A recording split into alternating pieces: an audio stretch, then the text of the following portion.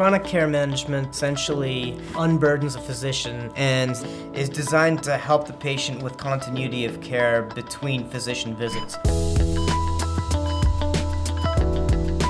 EHI's approach to chronic care management is a twofold approach. One is the technological aspect, the other is care coordination staff.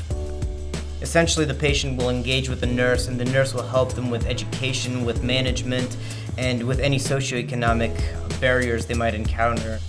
It revolves around patient-centered care plan, which is signed off by the physician, who overlooks it, approves it, and once this is done, it's handed over to our nurses.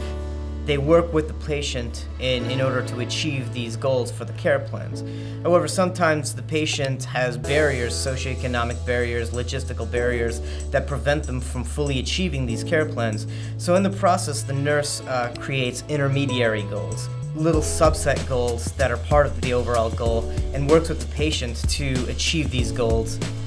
EHI's staff is composed primarily of nurses that are trained in multiple languages to deal with the patients, and some of their training that's specific to chronic care management involves daily lectures in which they go over some of the medical material and some of the approaches that these nurses would have to specific patient illnesses.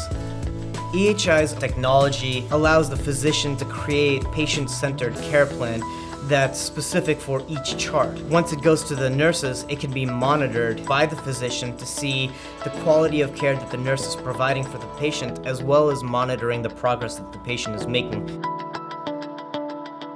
Bottom line, CCM helps patients, it helps the physician, and it helps the system.